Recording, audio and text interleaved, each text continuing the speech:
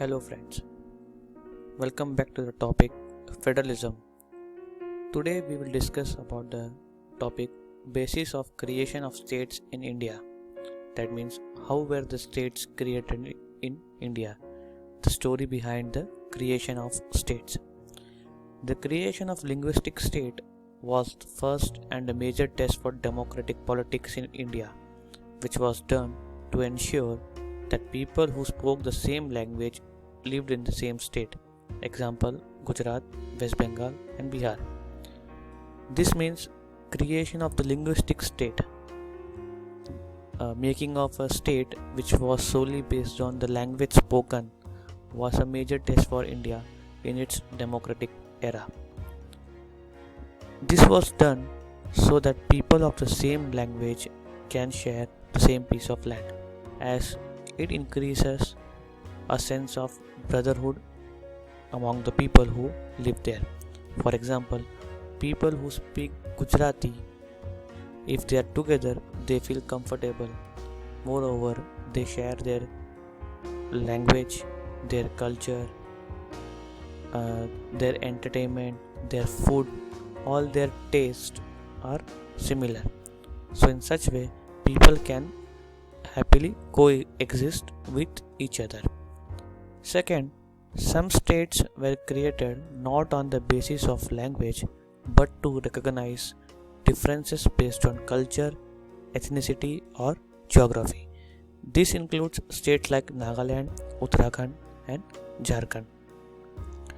Some states were not made on the basis of language but due to their diversity in the culture, ethnicity, or geography. Culture in the sense the way they dress, the way they celebrate their festival, and ethnicity means the population living there, what kind of culture they follow, and geography mainly refers to the terrain or the land where they live. So states like Nagaland, Uttarakhand, and Jharkhand, they have their own different culture, their land is different, their way of living is entirely different. So some states were created on the basis of different culture or on the basis of land, and some states or most of the states were created mainly on the basis of the language which people speak there. Moving ahead, we'll talk about the language policy of the democratic country. A second test for Indian Federation is the language policy. Our constitution did not give the status of national language to any one language. Hindi was identified as the official language, but it is the mother tongue of only about 40% of Indians. This paragraph clearly says that we have a different approach towards the language. Though Hindi is recognized as the official language, but India does not have a national language. No language has the status of a national language, as that might hurt the sentiments of people speaking other languages. So our government, our democratic India solely decided that will not have any national language, as it might hurt the sentiments of other people who has different mother tongue. The central government said to continue the use of English along with Hindi for official purposes. So all official purposes such as for banking, you have Hindi and English as the official language. But it is very clear from here that India has no national language. All the languages are equally treated. All the languages are important. All the languages are precious for our country. Hence, we haven't given any language the status of national language, though Hindi and English is identified as the official language. Center-State Relations.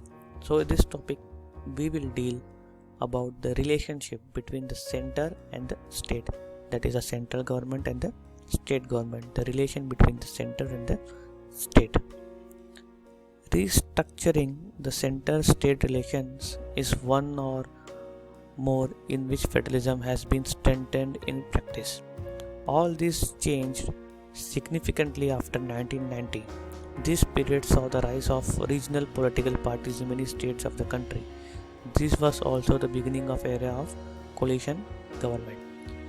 So, we achieved independence, we achieved democracy, but in order to strengthen democracy, in order to develop democracy, we needed an approach in which the central government and the state government will work in better coordination with each other. And all this scenario changed after 1990 when our country saw the rise of regional political parties in many states, and this was also the beginning of coalition government. So regional parties, like there are some parties which are famous in certain state. For example, in Tamil Nadu we have DMK, and in West Bengal we have a specific party. So there are parties which are famous in only certain states. So the Trinamool party of West Bengal under the leadership of Mamata Banerjee is famous only in West Bengal. So there are states which have their own regional political parties which are famous locally in those states. And then there are national parties such as Bharatiya Janata Party, the Congress, which are famous all over the nation. And along with this, we also have a government called coalition government. Now this kind of government happens when there is no majority, or the party does not win a majority but has a significant number of votes. So in such a government, coalition government, two or more parties share the government, they share the responsibility, and hence they come into power. So such party is known as coalition party. So moving forward, we also have the third tier of government, that is the third level of government, which is very special to a country like India, where we have 1.3 billion population, people of different status, people of different economic level living together.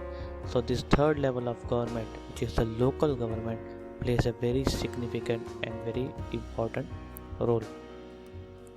The federal power sharing in India needs another tier of government below that of the state government, and this is called as local government. It is the third level of government which is based on decentralization of power. Example: urban government, municipality; rural government, panchayati raj. So as we said, India has divided its power in central level, then we have state level, then we have local level. So this local government is the third level of government, and it mainly works in the local level. For example, in urban areas, that is in city side or towns, you have municipality, and in village area you have panchayati raj, which takes over or takes control of the happenings in the villages. Same municipality will take the control over the issues of cities and towns. So this kind of arrangement, this level of arrangement is known as the local government. This is the third level of government. So on the top we have central, then we have state, then we have local. So this kind of power sharing is known as vertical power sharing. We begin from the top, central, then state, and then local. So this also shows the decentralization of power. Now to understand what is decentralization, we have to first know what is centralization. Centralization, the word itself means to centralize or to accommodate power in a place. Now decentralization means to divide the power from one particular place and to distribute the power to all other different places. So we have decentralized the power, that is, we have taken the power from central government and distributed it to the different levels. So central government has its sets of power, state government has its sets of power, and the local government, that is the municipality in the town level and panchayati raj in the village level, also have their different set of powers which they can use to administrate the working of these areas. So moving ahead, we'll now talk about the amending the constitution. Now the word amending means to change or to alter any official document such as our constitution. The constitution was amended to make third tier of government more powerful and effective. Yes, of course, we made our constitution very long back, and since then times have changed, so as the rules have been altered a bit, but our base of the constitution remains the same. So every new ideology, every new time needs some change of thoughts. So in same way, to accommodate the change, even our constitution have been amended few times. The rules which were applicable earlier were changed and eradicated currently. The constitution was amended to make the third tier of government more powerful and effective.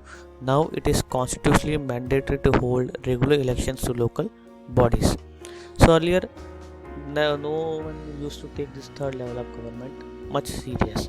So what changes we brought in the constitution? We made it compulsory for the third level of government to conduct elections regularly, just as in the central and state level. So from that day onwards, regularly there were elections held in the local government, that is the municipality and panchayati raj. And similarly, likewise, there are seats reserved in the local bodies for SCs, ST and OBC. SC stands for scheduled caste, ST stands for scheduled tribes, and OBC stands for other backward classes.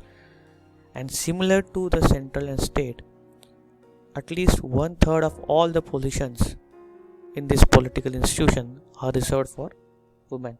That means women have an active role to play in this government, the third level of government. An independent institution called the State Election Commission has been created in each state to conduct panchayat and municipal elections. Like the election commission is responsible for conducting elections all over the country. Similarly, we have State Election Commission, which is in solely or exclusively for a state. State Election Commission, which takes over the duty of conducting election in a state at both municipal level and panchayat level in proper interval of time.